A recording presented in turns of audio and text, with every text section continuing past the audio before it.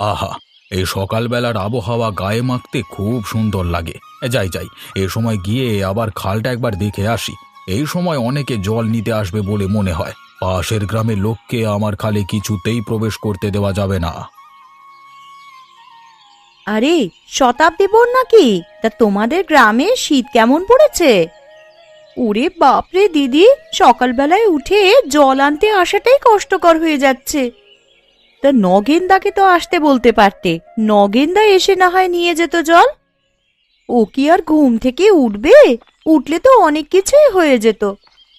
আরে এই এই মেয়েরা, তোমরা এখানে কি করছো? কি চাই তোমাদের এখানে? বাবু, আপনি এই সকালবেলায়? তুমি কার বউ? কোন গ্রামে বাড়ি তোমার? আগে আমি আপনার গ্রামের গোপালের বউ। ও আচ্ছা আচ্ছা, তাহলে ওকে, ও নিশ্চয়ই অন্য গ্রামের লোক। আগে হ্যাঁ। এই মেয়ে, তুমি আমাদের খাল থেকে জল নিচ্ছ কেন? বিনামূল্যে তো তোমাকে জল দিতে পারি না, তার জন্য কিছু টাকা লাগবে। এই খালটা তো আমাদের দুই গ্রামের ভাগের খাল। হরিপদ কাকা বেঁচে থাকতে এই খালটা খনন করেছিলেন। বেশি তর্ক করো না। খালটা খনন কে করেছিল সেটা জানো? আর খননের জন্য লোক লাগাতে টাকা কে দিয়েছিল সেটা কি জানো? না বাবু, সেটা তো জানা নেই। তাহলে বেশি তর্ক করো না। তোমাদের গ্রামের কোনো লোকের এই খাল থেকে জল নিয়ে যাওয়ার অধিকার নেই। কিন্তু বাবু, এই নিয়ম হলে ওদের চলবে কিভাবে বলুন তো? ওদেরও তো জল নিয়ে বাঁচতে হবে। সে তো বাঁচতে হবে বটেই, সেটাই তো বলছি। তার জন্য কিছু টাকা খসাতে হবে। আজ থেকে বিনামূল্যে সমস্ত কিছু দেওয়া বন্ধ। এটা কিন্তু আপনি উচিত কাজ করলেন না বাবু। কোনটা উচিত আর কোনটা অনুচিত সেটা আমাকে শেখাতে এসো না মেয়ে। সকালবেলায় আমার মুখের উপর কথা বলো না, এখান থেকে যাও। বাবুর এই রকম ব্যবহার করা উচিত হয়নি। আমাকে আজই ওর সাথে গিয়ে কথা বলতে হবে। ওই একমাত্র পারবে বাবুকে ভালোভাবে বোঝাতে।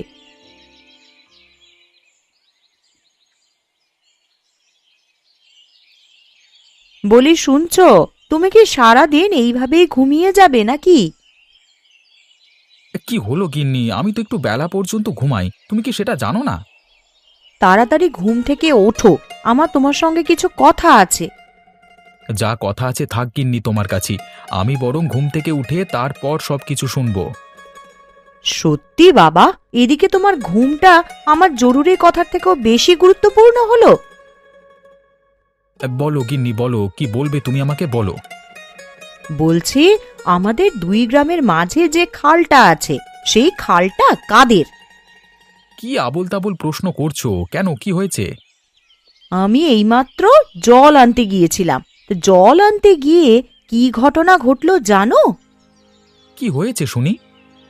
আজকে অবিনাশ বাবু ওই গ্রামের একজন মেয়ে শতাব্দীকে জল নিতে বারণ করে দিল খাল থেকে। আবার খাল থেকে জল নিলে নাকি টাকা দিতে হবে বলল। তাহলে আমি কি করব? উনি গ্রামের মোড়ল, উনি যা বলছেন ঠিকই বলছেন। ঠিকই বলেছেন। ওই খাল তো আমাদের একার নয়, আমাদের দুই গ্রামেরই খাল। অতএব সবারই অধিকার আছে ওই খাল থেকে জল নেওয়ার। দেখো গিন্নি, বেশি জ্ঞান দিও না আমাকে। আমি সকালবেলায় উঠি তোমার জ্ঞান শুনতে চাই না। ভালো কথা শুনবে কেন? যেমন তুমি তেমন তোমার বাবু। বাবুকে নিয়ে একটাও খারাপ কথা বলবে না। যার জন্য তোমার সংসার চলে তাকে তুমি খারাপ বলছো কি করে? হ্যাঁ, উনি তোমাকে কাজ দেন ঠিক আছে, কিন্তু তা বলে তিনি অন্য গ্রামের মানুষদেরকে খাল থেকে জল নিতে দেবেন না, এটা তো হয় না। আমি বেশি কথা শুনতে চাই না, তুমি নিজের কাজ করতে যাও। তুমি অবিনাশ বাবুর সাথে কথা বলো, তিনি যাতে এই রকম আর না করেন তার জন্য অনুরোধ করো। আমি পারবো না, তুমি আমাকে জোর করবে না।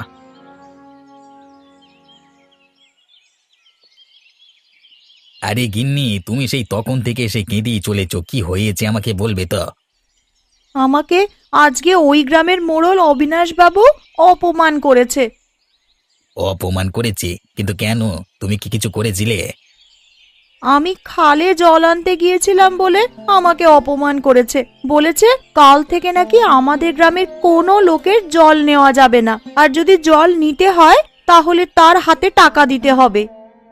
সে কি কথা? এই খাল তো দুই গ্রামেরই খাল, আমাদের এভাবে বঞ্চিত করছেন কেন উনি? আমিও তো সেটা বুঝতে পারলাম না। ওই গ্রামের লতাদির সাথে দাঁড়িয়ে গল্প করছিলাম, তারপর উনি এসে আমাকে এইভাবে কথা শোনাতে শুরু করলেন।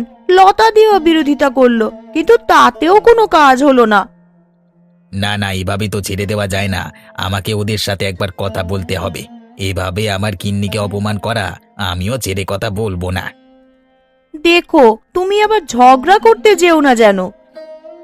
আরে না না, আমি ঝগড়া করব কেন? তবে উচিত কথা বলতে তো পিছপা হলে চলবে না। যেটা সত্যি সেটা তো বলতেই হবে। কিন্তু ওরা কি তোমার কথা শুনবে? শুনুক আর না শুনুক, আমি ওদেরকে ছেড়ে কথা বলবো না। অপমানের জবাব আমি দেবই। বাবা, তোমার কাছে একটা অনুরোধ ছিল। অনুরোধ বলছিস কেন রে মা? তোর কি চাই শুধু বল। বাবা, অনেক তো হলো, এবার আমাদের গ্রামে নিজস্ব একটা দিঘি বা খাল থাকা প্রয়োজন। এইভাবে একটা খাল নিয়ে পড়ে থেকে আর লাভ নেই। আমি আশপাশ থেকে অনেক খবর শুনতে পাচ্ছি, ওই গ্রামের মোড়ল নাকি আমাদের কোনো লোকের সঙ্গে ভালো ব্যবহার করে না। তাই নাকি মা? কিন্তু অবিনাশ এমন ব্যবহার করবে কেন? ওর সঙ্গে তো চুক্তিবদ্ধ হয়েছিল যে এই গ্রামের খাল আমরা দুজনেই ব্যবহার করতে পারবো। সেই চুক্তিপত্র কি তোমার কাছে আছে? না রে মা, তখন কি আর কাগজপত্রে চুক্তিপত্র হতো?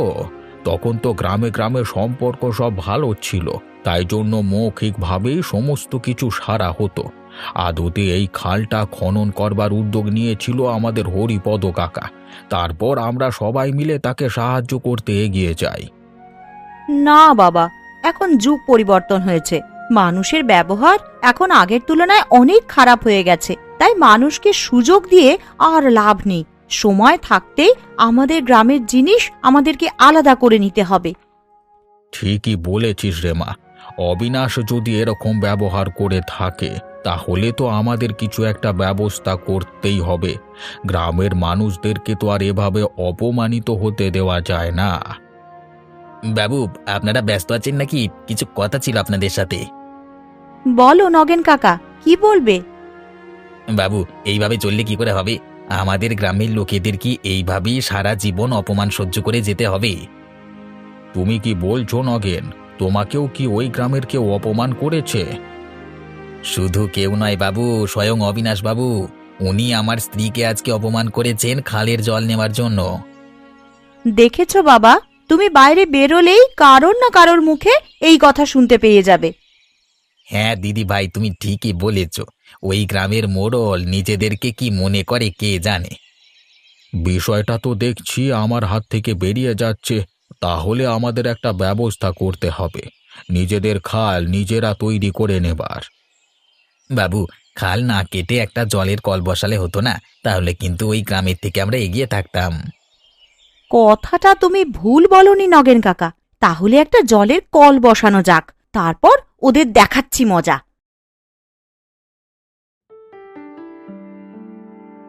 হ্যাঁ, বল গোপাল, আমি কাজটা ঠিক করেছি তো?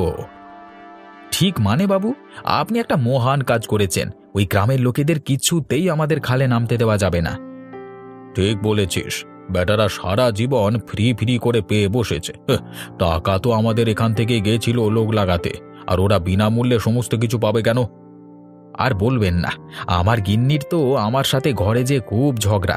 আপনার নামে যা নয় তাই বলছিল। আমিও চিৎকার করে চুপ করালাম। দেখুন ওরা আবার আপনার কাছে নালিশ করতে আসে কিনা। কে নালিশ করতে আসবে? ওই তো আছে ওই গ্রামের মোহন। ও বেটা খুবই দয়ালু। ওর মুখ দিয়ে খুব একটা খারাপ কথা বের হয় না। ও যদি আমার কাছে অনুরোধ করতে আসে, তাহলে আমি ওকে ভাগিয়ে দেব। ব্যাস, তাহলে আর কোনো চিন্তা নেই। এইভাবেই ওই গ্রামের লোকেদেরকে দাবিয়ে রাখতে হবে, বেশি উড়তে দিলে হবে না। হ্যাঁ, আসলে সকালবেলায় ওই সুযোগটা পেয়ে আমি আর হাতছাড়া করতে পারিনি। ভাবলাম দি চাটন, আর ছাড়া যাবে না। তবে একটা দিক ভেবে দেখতে পারেন, এরকম করলে কিন্তু ওরা আর আসবে না। আপনি কিন্তু কাউকে অপমান করতে পারবেন না, এতে করে আপনার দিন চলবে তো। সেটাও তো। আরে ওসব নিয়ে চিন্তা নেই। ওদের গ্রামের কিছু লোক তো এখনো আমার কাছে ভাগচাষী হিসেবে কাজ করে, ওদেরও তো ছাড়া যাবে না। ধীরে ধীরে ওদেরকেও গ্রাম থেকে তাড়িয়ে দিতে হবে।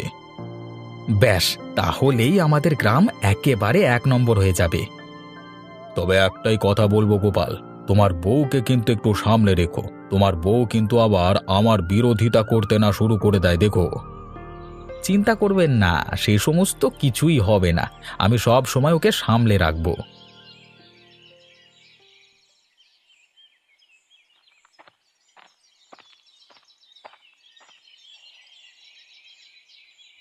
কি গো কাকিমা, তুমি কি এখনো মন খারাপ করে বসে আছো নাকি? মন খারাপ করে কি আর করব, তবে সকালবেলা এইরকম অপমানিত হলে সারা দিনটা খারাপ হয়ে যায়। আমার মনে যে কি কষ্ট হচ্ছে তোমাকে বলে বোঝাতে পারবো না। তোমাদের কষ্টের দিন শেষ হতে চলেছে, তোমাদের আর এভাবে অপমান সহ্য করতে হবে না। তোমরা কি ওই গ্রামের অবিনাশ বাবুর সাথে কথা বলবে? প্রথমে সেটাই ভেবেছিলাম, কিন্তু এখন ভাবছি ওদের সাথে কথা বলে কোনো লাভ নেই, কারণ ওরা সবাই এক দলে আছে। যদি আমরা ওদের সাথে তর্ক করতে যাই তাহলে আমরাই হেরে যাব। ঠিকই বলেছ। আর তাছাড়াও ওই গ্রামের অনেকে আছে যারা আমাদের গ্রামের লোকেদেরকে ভালোবাসে, তাদের ক্ষেত্রে অনেক অসুবিধা হয়ে যাবে।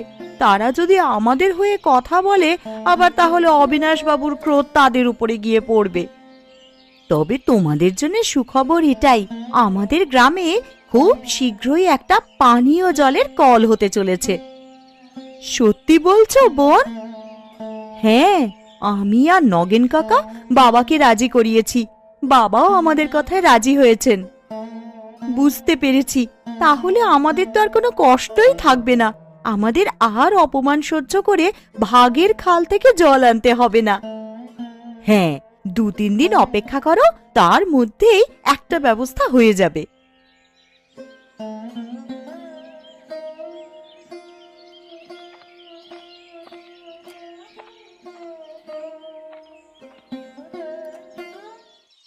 কি ব্যাপার, এত সকালে উঠে পড়েছো যে?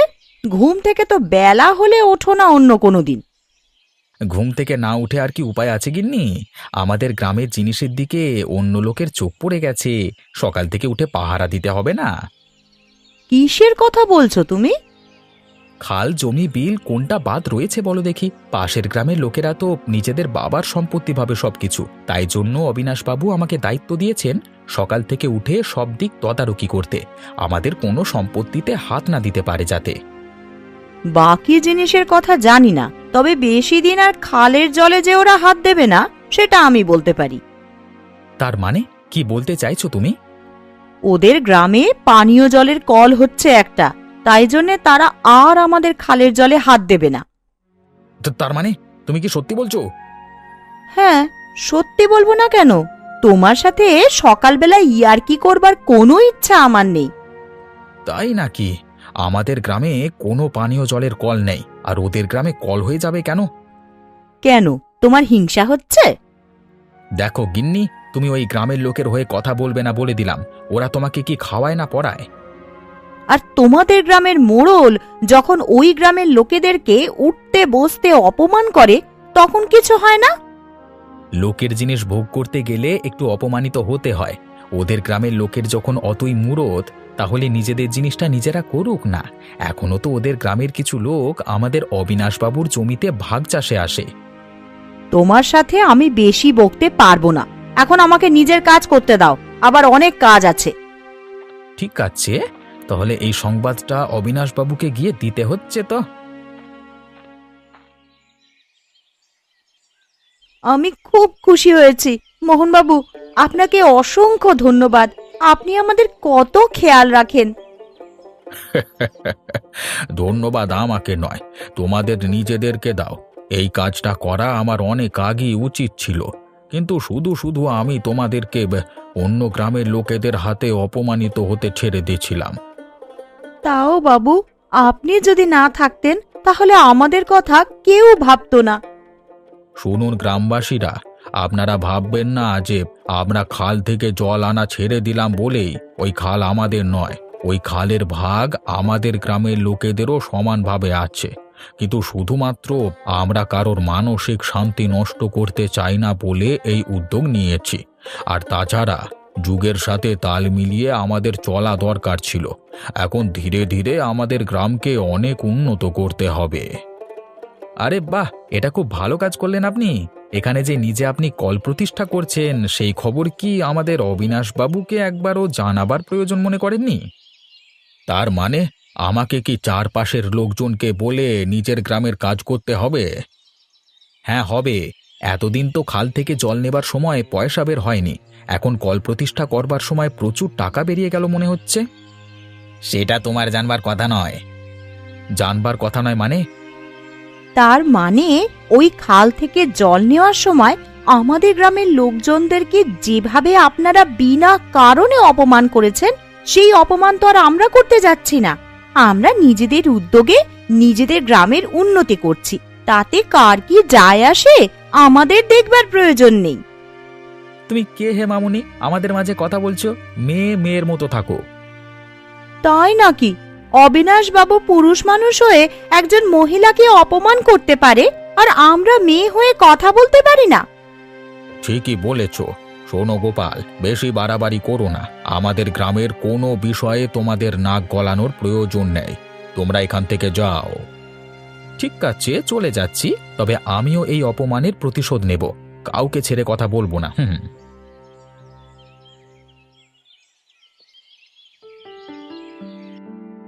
বুঝলেন বাবু, ওদের বার কতটা বেড়েছে আপনি দেখেছেন? আমাকে এইভাবে ওখান থেকে অপমান করে তাড়িয়ে দিল। সত্যি তো, ওরা যে এভাবে দুম করে কল প্রতিষ্ঠা করে নেবে সেটা তো বুঝতে পারিনি। আমি বলি কি বাবু, আমাদেরও একটা কল প্রতিষ্ঠা করে নিন, তাহলে ওদেরকে ভালো রকম টেক্কা দেওয়া যাবে।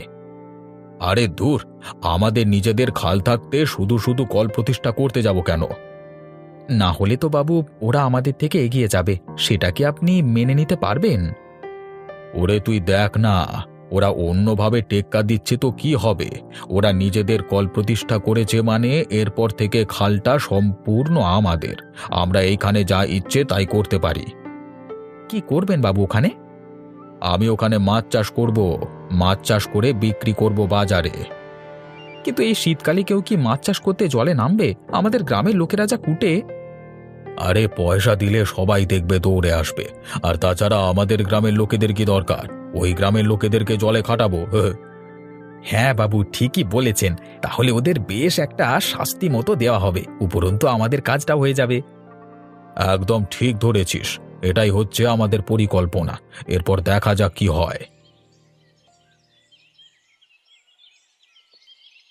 সবই তো হলো নগেন, কিন্তু আমার খুব কষ্ট হচ্ছে এটা ভেবে যে আমাদের এই দুই গ্রামের ভাগের খালটাকে আমাদের ছেড়ে দিতে হবে। কি আর করবেন বাবু, সব সময় তো এভাবে অপমান সহ্য করা যায় না। অতএব ওরা যেটা নিয়ে ভালো আছে থাক, আমাদের জিনিসটা আমরা করে নেব। অবিনাশ যে এরকম করবে আমি সত্যি ভাবতে পারছি না। আমার মনে হয় যদি ওর সঙ্গে একবার দেখা করা যেত তাহলে কিন্তু সমস্ত পরিস্থিতিটা অন্যরকম হতে পারত। আপনার ইচ্ছে যদি হয় তাহলে চলুন, ওনার সাথে একবার দেখা করে আসি। আপনার যা বলবার আপনি বলবেন ওনাকে। ঠিক আছে, চলো যাওয়া যাক, একবার দেখা করে আসি। আরে বাবু, ওই দেখুন, মনে হচ্ছে অবিনাশ বাবু আসছে।